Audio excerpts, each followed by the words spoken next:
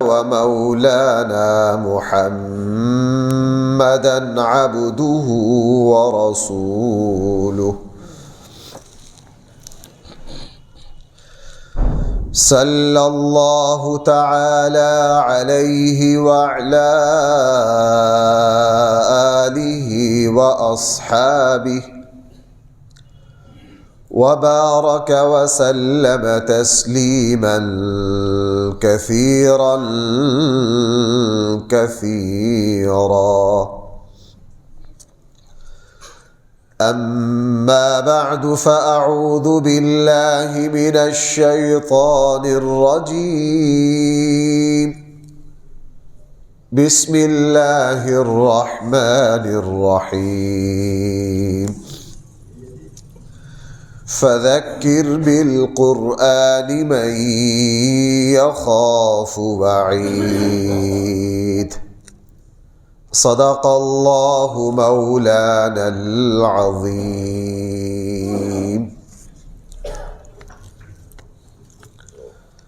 محترم سامعین کرام،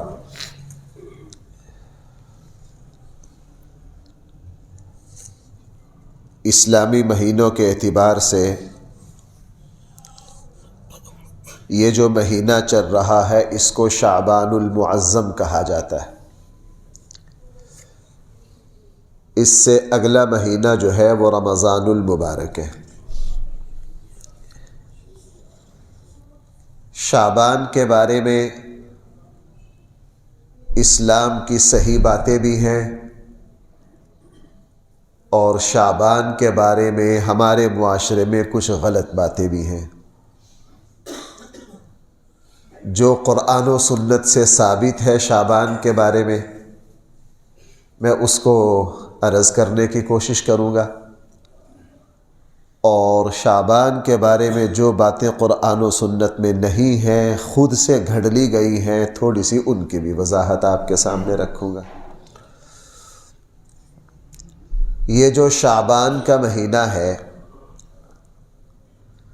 صحیح احادیث میں یہ آتا ہے، حضرت عائشہ رضی اللہ عنہا فرماتی کہ نبی کریم صلی اللہ علیہ وسلم رمضان المبارک کے علاوہ کسی مہینہ کے اتنے روزے نہیں رکھا کرتے تھے جتنے شعبان کے رکھا کرتے تھے. رمضان کا روزہ تو فرض ہے، نفلی روزے سب سے زیادہ نبی کریم صلی اللہ علیہ وسلم جو رکھا کرتے تھے وہ شعبان کے مہینہ کے تھے. دوسری روایت ہے نسائی کی، وہ بھی صحیح ہے. رسول اللہ صلی اللہ علیہ وسلم کو سب سے زیادہ نفلی روزے رکھنا جو پسند تھا وہ شعبان میں تھا. تیسری حدیث وہ بھی صحیح ہے. رسول اللہ صلی اللہ علیہ وسلم کے بارے میں فرما رہے ہیں صحابہ کہ اللہ کے نبی صلی اللہ علیہ وسلم شعبان کے چند دنوں کے علاوہ اکثر شعبان میں روزے رکھا کرتے تھے. یہ تینوں احادیث صحیح ہیں. ان تینوں احادیث میں یہ بات ہمارے سامنے آئی کہ رسول اللہ صلی اللہ علیہ وسلم کو شعبان کے مہینہ میں روزے رکھنا بہت زیادہ پسند تھا. چوتھی حدیث وہ بھی صحیح ہے. رسول اللہ صلی اللہ علیہ وسلم سے سوال کیا گیا، اللہ کے حبیب آپ شعبان میں نفلی روزے بہت زیادہ رکھتے ہیں، اس کے علاوہ کسی اور مہینہ میں اتنے روزے نہیں رکھتے، اس کی کیا وجہ ہے؟ رسول اللہ صلی اللہ علیہ وسلم نے ارشاد فرمایا کہ میں شعبان میں نفلی روزے کثرت سے اس لیے رکھتا ہوں کہ شعبان میں بندوں کے پورے سال کے اعمال اللہ تعالیٰ کے سامنے پیش کیے جاتے. میں یہ چاہتا ہوں کہ جب میرے عمل اللہ کے سامنے پیش کیے جائیں میں اس وقت روزے کی حالت میں ہوں. اب یہاں دو تین باتیں بڑی سمجھنے کی ہیں. سب سے پہلی بات تو یہ ہے کہ امام الانبیاء صلی اللہ علیہ وسلم جن کے بارے میں گناہ کرنا تو دور کی بات ہے، گناہ کا خیال بھی نہیں آتا، سراپا معصوم، کبھی گناہ کا تصور بھی قریب نہیں جا سکتا، جب وہ ہستی شعبان میں روزہ رکھ رہی ہے کہ اللہ کی بارگاہ میں میرے عمل جب پیش ہو تو میرا کیا ہو؟ اس وقت روزہ ہو۔ اس سے یہ بات سمجھ لینی چاہیے کہ اللہ کی بارگاہ میں عملوں کا پیش ہونا کتنا حساس اور مشکل مرحلہ ہے۔ ہم اپنی زندگی کا حساب والدین کو نہیں دے سکتے، استاد کو نہیں دے سکتے، وہ غیب نہیں جانتے، ہمارے بارے میں کچھ بھی نہیں جانتے۔ اس ذات کو حساب دینا جو دل کی ایک ایک کیفیت کو جانتا ہے۔ اور اسی سے ملتی جلتی بات ہے کہ نبی کریم صلی اللہ علیہ وسلم نے جو فجر کے بعد اور عصر کے بعد جو تسبیح کرتے تھے سلام پھیر کر، لوگوں کی طرف رخ کر کے 33 مرتبہ سبحان اللہ، 33 مرتبہ اور 34 مرتبہ، ہمارے یہاں مشہور ہے تسبیح فاطمہ، یہ غلط مشہور ہے، یہ تسبیح فاطمہ نہیں ہے۔ تسبیح فاطمہ کے الفاظ یہی ہیں، لیکن فجر کے بعد اور عصر کے بعد جو ہم پڑھتے ہیں یہ تسبیح فاطمہ نہیں ہے۔ تسبیح فاطمہ رات کو سوتے ہوئے بستر پر لیٹ کر پڑھنا، یہی 33 مرتبہ سبحان اللہ، 33 مرتبہ الحمدللہ اور 34 بار بستر پر لیٹ کر پڑھنا، وہ تسبیح فاطمہ۔ رسول اللہ صلی اللہ علیہ وسلم نے حضرت فاطمہ الزہرا نے عرض کیا تھا، اللہ کے حبیب میں تھک جاتی ہوں گھر کے کام کاج کی وجہ سے، مجھ پر مشقت ہوتی ہے، مجھے کوئی بات بتا دیجئے تو تاکہ خانہ داری کی ذمہ داریاں میرے لیے آسان ہو جائیں۔ تو رسول اکرم صلی اللہ علیہ وسلم نے فرمایا تھا، بیٹی رات کو جب بستر پر سونے کے لیے لیٹو تو 33 مرتبہ سبحان اللہ، 33 مرتبہ الحمدللہ اور 34 بار اللہ اکبر کہہ لیا کرو، یہ خادم اور غلام سے بہتر ہے۔ اللہ تعالیٰ تمہیں ایسی توانائی اور طاقت دے گا، تمہارے لمحات میں اللہ تعالیٰ ایسی برکت رکھے گا کہ تم خادم 2-4 تمہارے ساتھ ہو پھر بھی اتنا نہیں کام کر سکو گی جتنا تم آسانی سے ان کلمات کی برکت سے کر لو گی۔ اس کو کہا جاتا ہے تسبیح فاطمہ۔ بہرحال جو بات میں عرض کرنے لگا تھا کہ فجر کے بعد عصر کے بعد لوگوں کی طرف رخ کر کے نبی کریم صلی اللہ علیہ وسلم یہ پڑھا کرتے تھے۔ اس کی حکمت محدثین نے یہ لکھی ہے کہ چونکہ عصر کے بعد جو ہیں وہ فرشتے چلے جاتے ہیں جو سارا دن کا ریکارڈ محفوظ کرتے ہیں، اور جو ساری رات جو فرشتے ریکارڈ محفوظ کرتے ہیں وہ فجر میں چلے جاتے ہیں۔ رسول اللہ صلی اللہ علیہ وسلم کی تمنا یہ تھی کہ جب دن کے ریکارڈ کا آغاز کیا جائے فجر میں میرا، تو میرا ریکارڈ شروع کہاں سے ہو رہا ہو؟ سبحان اللہ سے، الحمدللہ سے، اللہ اکبر سے۔ اور جب دن کی فائل مکمل کر کے فرشتے جائیں تو آخر میں بھی کیا آئے؟ اور جب رات کی فائل شروع ہو تو اس کے شروع میں بھی کیا آئے؟ تو بھائی جس بندہ خوش نصیب کی، اب ہم عصر کے بعد فجر کے بعد تسبیح کرتے ہیں، میں بعض دوستوں کو دیکھتا ہوں اتنی اسپیڈ سے سبحان اللہ سبحان اللہ سبحان اللہ سبحان اللہ سبحان اللہ اوکے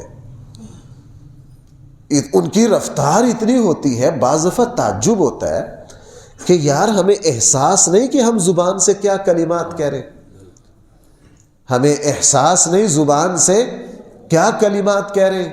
آج لوگ شکوہ کرتے ہیں نماز میں توجہ نہیں رہتی۔ میں اچانک آپ میں سے کسی پڑھے لکھے بندے کو کھڑا کروں نا کہ بھائی یہ جو حدیث میں نے بیان کی ہے نا، ابھی کھڑے ہو کر یہ لیجئے میک سب کے سامنے بیان کرو، تو آپ سب سنبھل کر بیان کرو گے، کوئی الفاظ اوپر نیچے نہ ہو۔ ہم احتیاط کریں گے، اتنے بندوں کے سامنے ہم جو بات کہنے لگے اس میں غلطی نہ ہو جائے۔ نماز میں خشوع خضوع اگر پیدا کرنا ہے تو اس احساس کو اجاگر کیجئے، میں اس بادشاہ کے سامنے کھڑا ہوں۔ اس احساس کو پیدا کیجئے کہ وہ میرے ایک ایک لفظ کو، آپ کو پتہ ہم جب رکوع سے اٹھتے ہیں تو کیا کہتے ہیں؟ یہ کلمہ کیوں رکھا گیا؟ سمع اللہ لمن سمع، یسمع فعل ماضی ہے، اس کا ترجمہ ہے سن لی، یہ نہیں سنے گا۔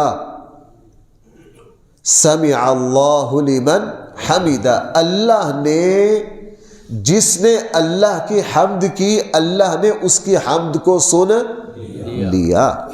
تو جب نماز میں یہ خیال آئے گا جو کچھ میں کہہ رہا ہوں میرے اللہ نے سن لیا، تو توجہ بھائی بھلا کدھر ادھر ادھر جائے گی، توجہ بھلا کدھر ادھر ادھر جائے گی۔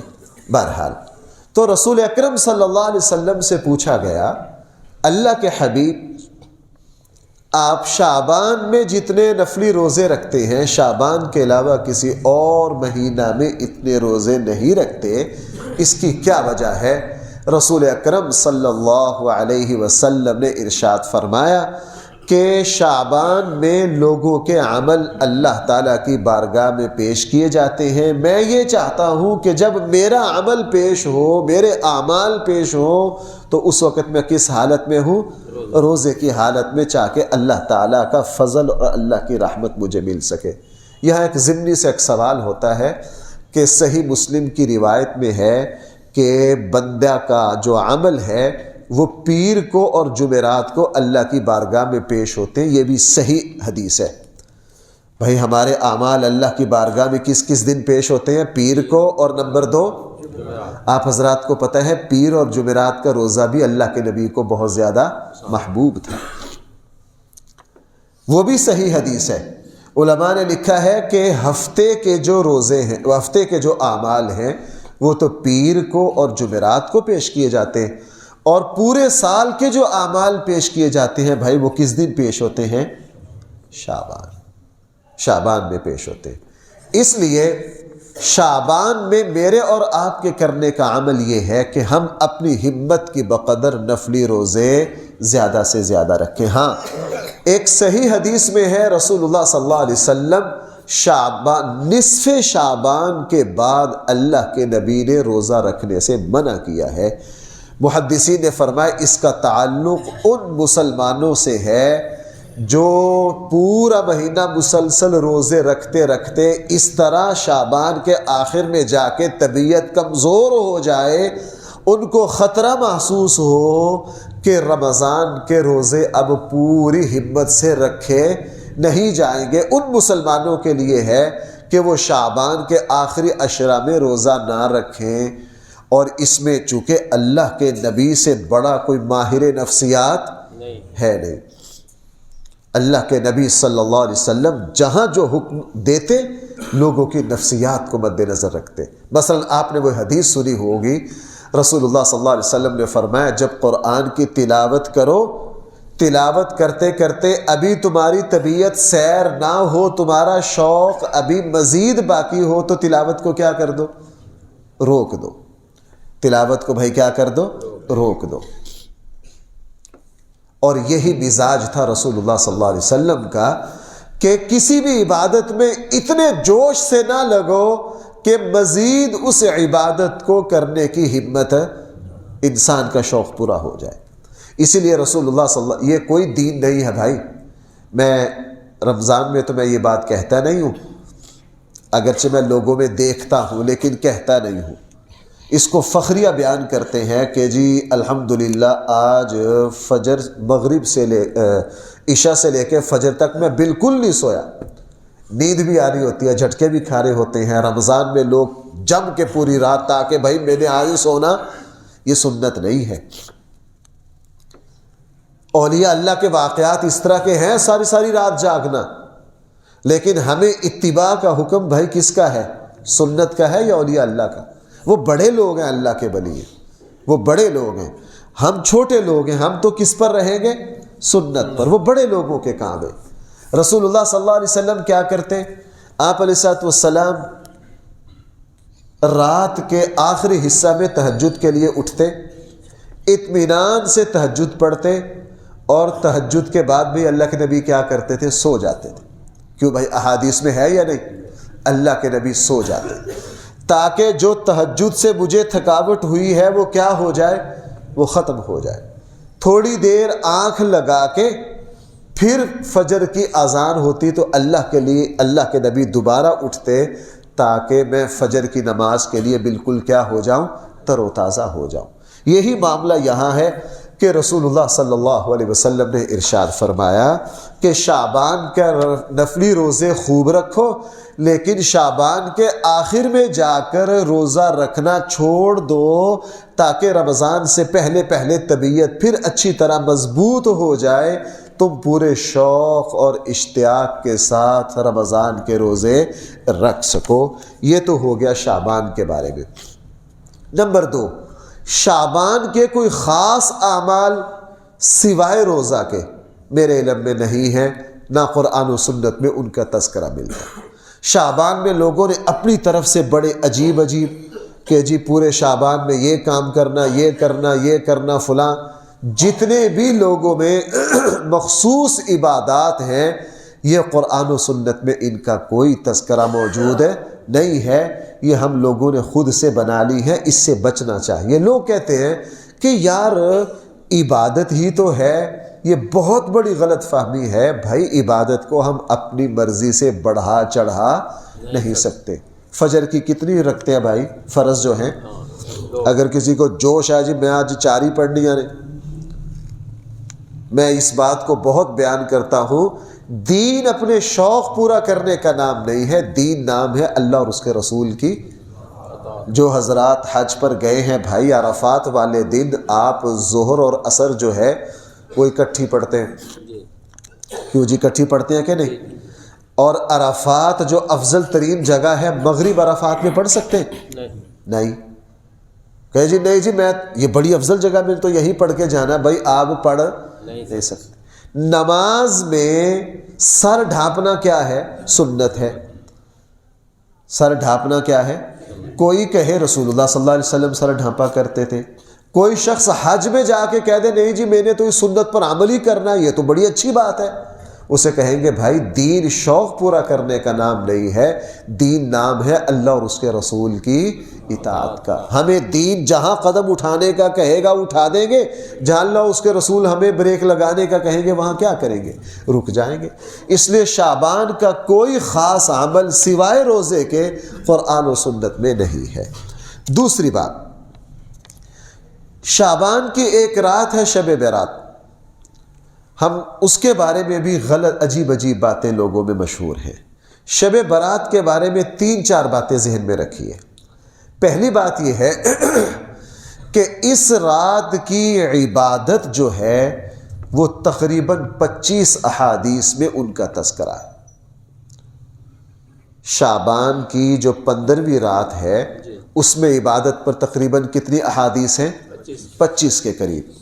لیکن محدثین کا اتفاق ہے کہ وہ 25 کی 25 جو ہیں وہ ضعیف ہیں۔ ہاں ایک حدیث جو ہے وہ صحیح ہے۔ اگر 25 احادیث ضعیف ہو تو ان سے بھی ایک قوت حاصل ہو جاتی، اور جب صحیح حدیث آ جائے 25 ضعیف حدیثوں کی طاقت میں تائید میں تو بھائی وہ 25 بھی کیا ہو جاتی۔ وہ صحیح حدیث کیا ہے؟ رسول اللہ صلی اللہ علیہ وسلم نے فرمایا کہ اللہ تعالی شعبان کی جو 15ویں شب ہے اس میں اللہ تعالیٰ اپنے نصف رات میں اپنے بندوں کی طرف متوجہ ہوتے، اور جو بندے اللہ کی عبادت میں لگے ہوئے ہوتے ہیں اللہ تعالیٰ ان سب کی مغفرت فرما دیتے ہیں سوائے 2 بندوں کے۔ اللہ تعالیٰ اس رات میں 2 بندوں کی مغفرت نہیں فرماتے، نمبر 1 مشرک کی، نمبر 2 اس شخص کی جس کے دل میں اپنی کسی مسلمان بھائی کا بغض ہو، کینے والا جو دل ہو، اللہ تعالیٰ اس کی مغفرت نہیں۔ یہاں بھائی 2 باتیں ہیں میرے اور آپ کے سمجھنے کی۔ یہ حدیث صحیح ہے، اس صحیح حدیث سے ان 25 کمزور احادیث کو بھی کیا مل گئی؟ تائید مل گئی۔ لہٰذا شعبان کی جو 15ویں شب ہے اس میں خوب اللہ کی عبادت کرنی چاہیے۔ ہاں لوگوں میں یہ بات غلط مشہور ہے کہ یہ شب قدر کے برابر ہے، نہ یہ شب قدر کے قریب بھی نہیں ہے۔ ہاں اس رات میں 2 بندوں کی مغفرت نہیں ہوتی، نمبر 1 مشرک کی، ہر مسلمان جانتا ہے شرک اللہ تعالیٰ کے یہاں ناقابل معافی جرم ہے۔ شرک تو دور کی بات ہے، جو باتیں شرک کی طرف بھی لے کر جاتی ہیں اسلام ان کی بھی اجازت نہیں دیتا۔ ہاں۔ نمبر 2، اس مسلمان کی مغفرت بھی نہیں ہوگی جس کا دل دوسرے کے بغض اور کینہ سے بھرا ہوا ہو۔ اس کو بھائی سمجھ لینا چاہیے۔ اللہ تعالیٰ کو صاف دل بہت پسند ہے بھائی، اللہ تعالیٰ کو صاف دل کیا ہے؟ بہت پسند ہے۔ اللہ تعالیٰ کو وہ دل پسند نہیں ہے، وہ بندہ پسند نہیں ہے جس کے دل میں بغض ہو، کینہ ہو، اور جو ہر وقت ناراض رہنے کے لیے تیار بیٹھا ہوتا ہے، اور ایسی عظیم ہستی ہوتی ہے کہ ہر وقت 8-10 بندوں سے ناراضگی چل رہی ہوتی ہے۔ ایسا بندہ اپنے سارے عملوں کو برباد کر دیتا ہے۔ ایسے سارے عملوں کو بھائی کیا کر دیتا ہے؟ برباد کر دیتا ہے۔ اور جو میں نے حدیث سنائی ہے، پیر کو اور جمعرات کو اللہ کی بارگاہ میں بھائی عمل پیش ہوتے ہیں، صحیح مسلم کی حدیث ہے، اس میں بھی یہ بات ہے کہ جب پیر کو جمعرات کو عمل پیش ہوتے ہیں، اللہ تعالیٰ اپنے بندوں کی مغفرت کر دیتے ہیں۔ ہاں، اللہ تعالیٰ 2 بندوں کی مغفرت کو روک دیتے ہیں، ان میں سے ایک وہ مسلمان ہے جو اپنے دوسرے مسلمان بھائی سے بغض رکھتا ہو۔ اللہ تعالیٰ فرماتے ہیں اس کی مغفرت کو روک دو، جب تک یہ اپنے دل کو صاف نہیں کر لیتا اس وقت تک اس کی مغفرت بھی۔ رسول اکرم اور بھائی آج کل ہمارے یہاں اللہ معاف فرمائے ہمارے دلوں میں بغض، کینہ، حسد، گندگی کے ڈھیر ہیں بھائیو ہمارے دل۔ آپ ناراض نہ ہونا، میں سمجھانے کے لیے سخت الفاظ استعمال کر رہا ہوں۔ ہمارے دل کیا ہے؟ ہاں، اگر میرے بھائی کے بچوں کے رشتے اچھی جگہ ہو گئے نا، توبہ توبہ توبہ، تو مجھے جلن سے ساری رات نیند نہیں آئے گی، مجھے جلن سے ساری رات۔ اسی لیے ہمارے دلوں کی جو کیفیت ہے، دیکھو بھائیو وہ مشہور حدیث کیا ہے؟ اللہ تعالیٰ نے ساری انسانیت کے دلوں پر نظر ڈالی، سب سے زیادہ پاکیزہ صاف ستھرا دل کس کا پایا؟ نبی کریم۔ سمجھا آپ نے؟ رسول اللہ صلی اللہ علیہ وسلم۔ ایسا پاکیزہ آئینہ، پاکیزہ آئینہ۔ ہماری دعائیں قبول نہیں ہوتی، ہمارے معاملات اور رزق میں برکتیں نہیں، کیوں؟ ہمارے دل جو ہیں وہ نفرتوں کے مرکز ہیں۔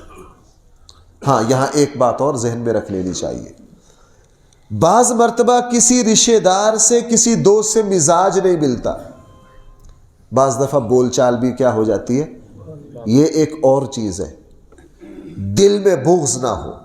بعض مرتبہ بعض دوست زندگی میں ایسے لوگوں سے واسطہ پڑتا ہے کہ بندہ کہتا ہے یار اس کے قریب جانے سے میری الجھنیں، مشکلات، پریشانی، بے چینی بڑھتی ہے، اس کی شرعاً کیا ہے؟ اجازت ہے ایسے بندے سے دور رہو، لیکن اس کا بغض نہ ہو۔ یہ پتہ کیسے چلے گا؟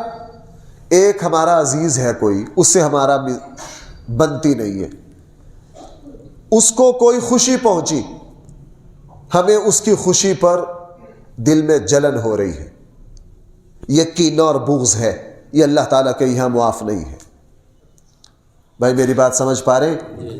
ہمارا کوئی دوست ہے، مزاج نہیں ملتا، بار بار کے تجربات نے یہ بتایا کہ یار اس سے تھوڑا سا فاصلے پر رہنا ہی بہتر ہے، لیکن ہمیں پتہ چلا کہ وہ بیمار ہے، ہمیں فوراً بے چینی ہوئی، اس کے لیے دعا کی، اس کی خیر خیریت پوچھی، اگرچہ ہم اس کے ساتھ چلنا نہیں چاہتے لیکن اس کے پریشانی سے پریشان ہوتے ہیں اور اس کی خوشی سے کیا ہوتے ہیں؟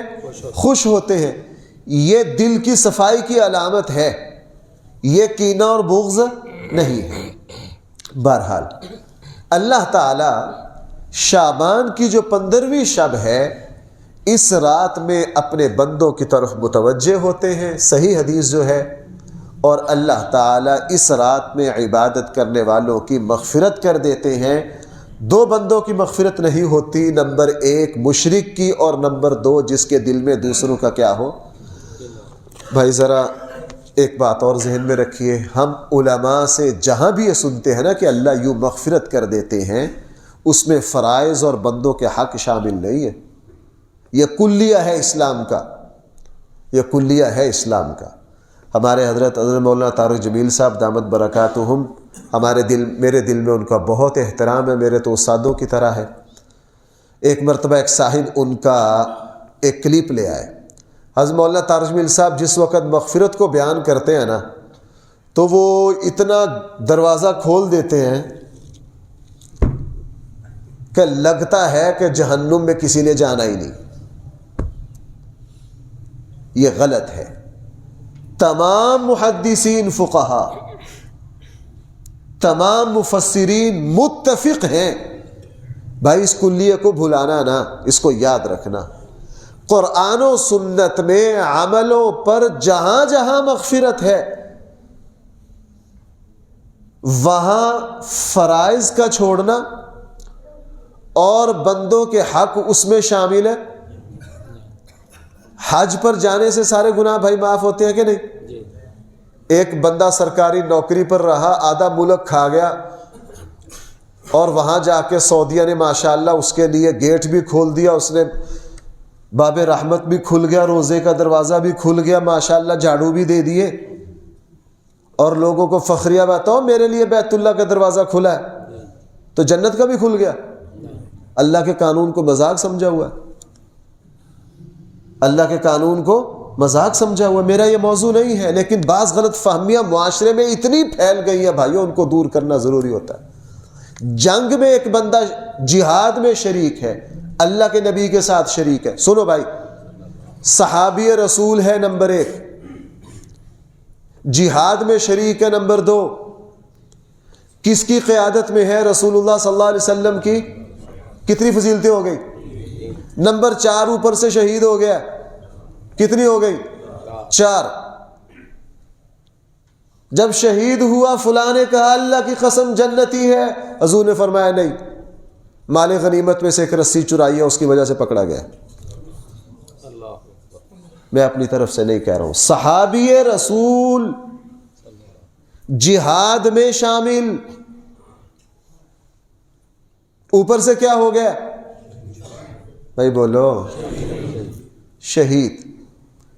حقوق العباد نے پکڑوا دیا کہ نہیں؟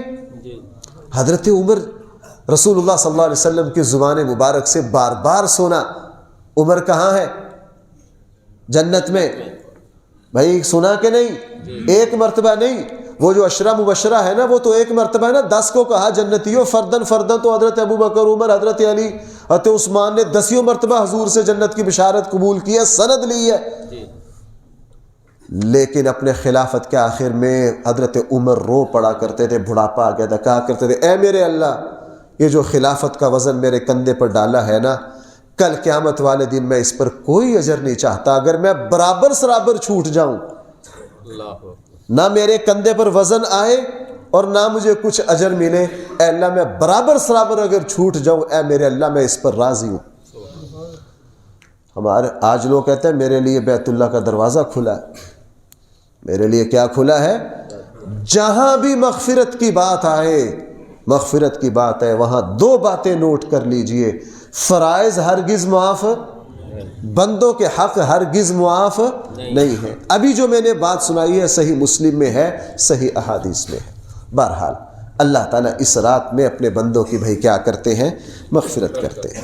تیسری بات، شب برات کے بارے میں جو مشہور ہے کہ یہ فیصلوں کی رات ہے، اس رات میں سارے فیصلے کر دیے جاتے ہیں، آئندہ سال میں کن کن کی موت آنی ہے، کس کس نے آنا ہے، تمام فیصلے اس رات میں کر دیے جاتے ہیں۔ اس کا تذکرہ ایک حدیث میں ہے، مسند ابو یعلا، میرے لائبریری میں تو نہیں، میرے لیپ ٹاپ میں موجود ہے مسند ابو یعلا، میں نماز سے پہلے اس حدیث کو دیکھ رہا تھا، مسند ابو یعلا کی حدیث میں ہے، لیکن یہ حدیث کمزور ہے، اور دوسری بات یہ حدیث خلاف ہے قرآن کی آیت کے۔ ہمارے یہاں آج کا آپ اخبارات کے جو اسپیشل ایڈیشن نکلتے ہیں نا ٹی وی چینلوں پر، سب میں دیکھیں گے کہ اس رات میں کیا کر دیے جاتے ہیں، سارے فیصلے کر دیے جاتے ہیں، کس کی موت، بھائی مشہور ہے کہ نہیں؟ ہمارے یہاں لفظ بولا جاتا ہے شب برات، بھائی کیا شب برات، قرآن نے سورہ دخان میں فیصلہ کر دیا فیہا یفرق کل امر حکیم، تمام معاملات کے جو فیصلے ہوتے ہیں بھائی وہ کس رات میں ہوتے ہیں؟ وہ شب قدر میں ہوتے ہیں، شب برات میں میں اسی کو راجح سمجھتا ہوں۔ شب برات کا کوئی خاص عمل، ہمارے یہاں بہت سے خاص عمل کیے جاتے ہیں، صلاۃ التسبیح کے اعلان اور فلاں نفل نمازیں، ساری رات کھانا اور فلاں۔ شب برات کا کوئی خاص عمل قرآن و سنت میں نہیں ہے، بلکہ ابھی ہی مجھے کل ہی ایک دوست نے فون کیا، مفتی صاحب میں نے کہیں سے سنا ہے کہ اگر اس رات میں 4 رکعات یوں، اصل میں نا آپ لوگ نا دین کے اعتبار سے نا جان بوجھ کے بھولے بنتے ہو۔ ہمارے جیسا مولوی جو آئے آپ کے دین پر ڈاکہ ڈالے، آپ کے یہاں دین کی کوئی قدر و قیمت نہیں ہے، ناراض نہ ہونا۔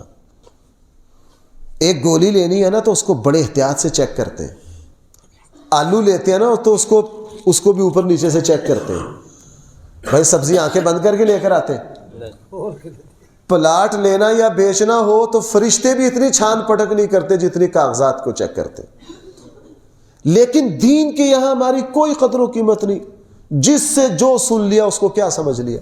اس کو دین سمجھ لیا۔ اب ہمارے یہاں عموماً اس رات میں کیا ہوتا ہے؟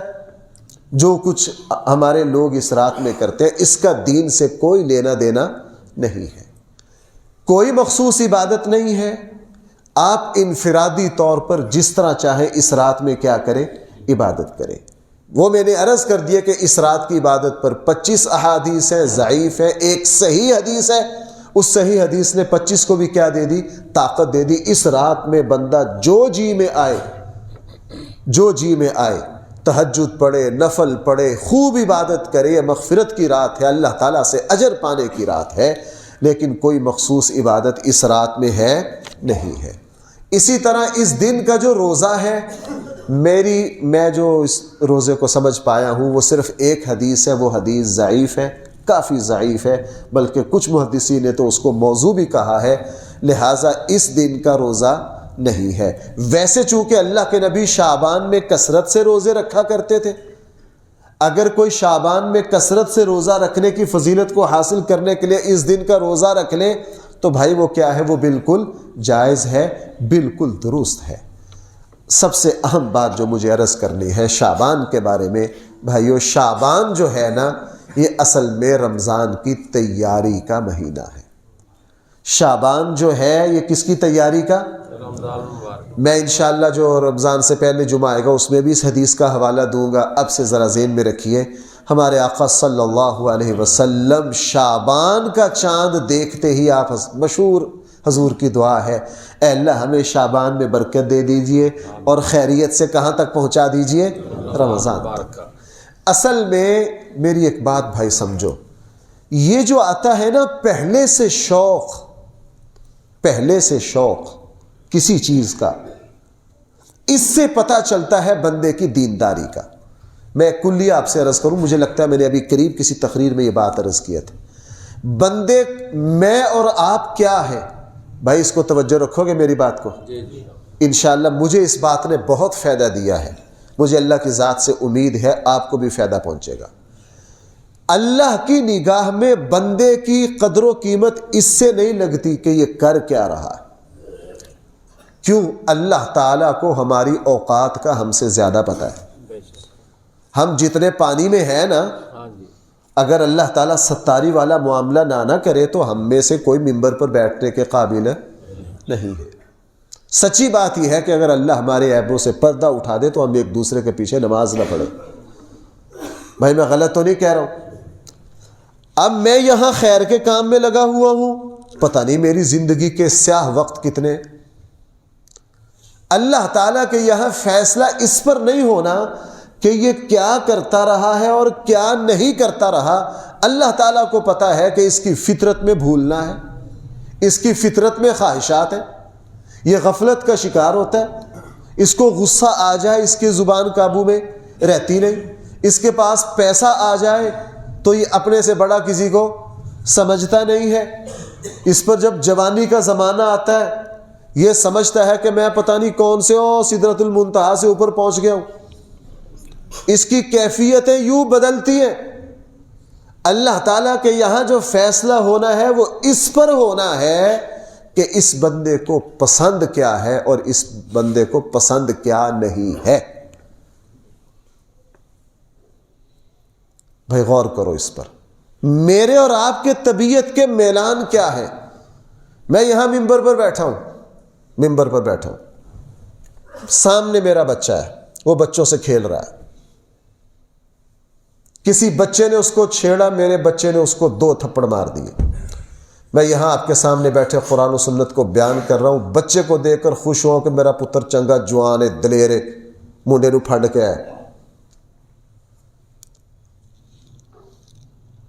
یہ کیفیت، اس پر اللہ تعالیٰ کی طرف سے لعنت برسے گی۔ بھائی میری بات سمجھ پا رہے ہیں؟ اللہ تعالیٰ قلبوں کے میلان کو دیکھتے ہیں، اللہ تعالیٰ دیکھتے ہیں ان کو پسند کیا ہے۔ آپ یہاں بیٹھے، آپ نے اپنے بیٹے کو دیکھا، او آیا، اس نے اطمینان سے وضو کیا ہے، کسی نے دھکا دے دیا، اس نے کچھ نہیں کہا، کوئی بات نہیں، اس نے پوری توجہ سے نماز پڑھی ہے، آپ کا دل خوش ہو گیا۔ آپ کے دل میں خیال آیا کہ میرا بیٹا اگر پاکستان کا صف اول کا کرکٹر بن جاتا مجھے اتنی خوشی نہ ہوتی جتنا میں اپنے بیٹے کی نماز کو دیکھ کر خوش ہو رہا ہوں۔ اللہ کی قسم میری اور آپ کی مغفرت کے لیے یہ کافی ہوگا۔ اللہ تعالیٰ میلانوں کو دیکھتے ہیں۔ اللہ تعالیٰ کس کو دیکھتے ہیں؟ اگر آپ کو میری بات سمجھ نہیں آ رہی، میں اپنی بات کو مضبوط کرنے کے لیے حدیث سنا دیتا ہوں۔ رسول اللہ صلی اللہ علیہ وسلم نے ایک صاحب فجر کے بعد پوچھا، اللہ کے حبیب پتہ نہیں کس شان میں ہوں گے، کس کیفیت میں ہوں گے، اپنے ساتھی سے پوچھا آج صبح کس کیفیت میں کی ہے؟ کیا پوچھا؟ آج صبح کس کیفیت میں کی ہے؟ انہوں نے عرض کیا اللہ کے حبیب آج صبح اس کیفیت میں کی ہے، میں اپنے اللہ سے راضی ہوں، اپنے اللہ سے خوش ہوں۔ کیا؟ اپنے اللہ سے خوش ہوں۔ اور بھی باتوں کا تذکرہ کیا، میں اس پر بھی راضی ہوں، اس پر بھی راضی ہوں۔ رسول اللہ صلی اللہ علیہ وسلم نے یہ سن کر پتہ کیا فرمایا؟ فرمایا تو نے اپنے لیے جنت کو لازم کر لیا۔ تو نے اپنے لیے کس کو لازم کر لیا ہے؟ آپ علیہ الصلوۃ والسلام صحیح بخاری میں، امام بخاری نے کتاب المغازی میں اس کو ذکر کیا۔ رسول اللہ صلی اللہ علیہ وسلم ایک صحابیہ کے یہاں سو گئے، ان کے مکان اس طرح پکے پختہ نہیں ہوتے تھے، اور اصل میں غلط فہمیاں اتنی ہے نا، ایک بات کو ٹھیک کرتے ہیں وہ دوسری سامنے آ جاتی۔ ایک مرتبہ ایک صاحب نے کہا جی مجھے مفتی صاحب یہ ساری حدیثیں غلط ہیں، اللہ کے نبی کسی کے گھر میں سو گئے، ہم زندگی میں کبھی کسی گھر میں نہیں سو سکتے، اللہ کے نبی کیسے سوکتے؟ میں کہا بدبخت، تو نے اپنے گندے انسان کو اللہ کے نبی پر قیاس کیا۔ دوسری بات یہ ہے کہ اس زمانے کے گھر اس طرح نہیں تھے، عربوں کے جو گھر تھے نا وہ کھجور کے کیا تھے، وہ کیا کرتے، پورا باغ ہوتا، باغ کے کونے میں ایک چھوٹا سا کھجوروں کا کیا بنا لیتے، چھپر بنا لیتے، اس پورے باغ کو گھر سمجھا جاتا۔ جو باغ میں بیٹھے ہیں سو رہے ہیں، کیا کہتے ہیں یہ کہاں بیٹھا ہے؟ یہ میرے گھر میں بیٹھا ہے۔ اب جو بات میں عرض کر رہا تھا، آپ علیہ السلام سو رہے، آنکھ کھلی، مسکرائے، اور صحابہ اکرام اتنے حساس تھے، وہ سمجھتے تھے کہ اس ہستی کی ایک ایک ادا دین ہے، اس ہستی کی ایک ایک ادا کیا ہے؟ انہوں نے جب دیکھا کہ اللہ کے نبی مسکرا رہے ہیں، کہا اللہ کے نبی کیوں مسکرا رہے ہیں؟ رسول اللہ صلی اللہ علیہ وسلم نے فرمایا میرے امت کے کچھ لوگ مجھے دکھائے گئے ہیں جو سمندر پر سفر کر رہے ہیں جہاد کے لیے۔ کس پر سفر کر رہے ہیں؟ سمندر پر سفر کر رہے ہیں، اور اللہ تعالیٰ نے ان کے لیے جنت کو لازم کر دیا۔ اب یہ جو صحابیہ تھی نا، انہوں نے آگے سے پتہ کیا کہا؟ اللہ کے نبی میرے لیے دعا کر دیجیے، اللہ مجھے بھی ان میں شامل کر دے۔ یہ ہے قلبی میلان۔ بھائی یہ کیا ہے؟ قلبی میلان۔ اے اللہ مجھے اے اللہ دعا کر دیجیے اللہ کے حبیب مجھے اللہ تعالیٰ ان میں سے کیا کر دے؟ فرمایا ہاں، اور بعد میں ایسا ہی ہوا۔ اس لیے بھائیوں اپنے جذبات کو، اپنے میلانات کو، اپنی پسند اور ناپسند کو اعلیٰ سے اعلیٰ رکھیے، ناراض نہ ہونا۔ اصلاح کے لیے ہمیں بعض باتیں کہنی پڑتی ہے۔ بیٹے کی شادی پر تمام ماحول خلاف شرع ہے، ابا جی کا سینہ بڑا چوڑا، ماشاءاللہ پتہ چل گیا پورے شہر پتر کی میں ویاید ہے، یہ چاہے تہجدیں پڑھ پڑھ کے مصلے گسا دے، یہ بندہ دیندار نہیں ہے، یہ بندہ دیندار نہیں ہے۔ ہاں میں سمجھتا ہوں اچھی طرح اولادیں آج کل رشتہ دار باتیں نہیں مانتے. بچوں نے بات نہیں مانی، بعض ایسے کام کر دیے جو ابا جی کو پسند ہے. ابا جی بیچارہ دل گرفتہ ہے، اندر سے پریشان ہے کہ یار یہ بچے نے کیا کیا، یہ تو گناہ، یہ تو گناہ. مجھے بچوں کا تو پتہ نہیں. یہ جو والد اندر سے کڑ رہا ہے، پریشان ہو رہا ہے، جس نے بیٹوں کو سمجھایا بھی ہے، یہ پکا مومن ہے اگرچہ تہجد نہیں پڑھتا. بھائی میں غلط تو نہیں کہہ رہا، میری بات میں اپنی بات سمجھا پا رہا ہوں آپ کو.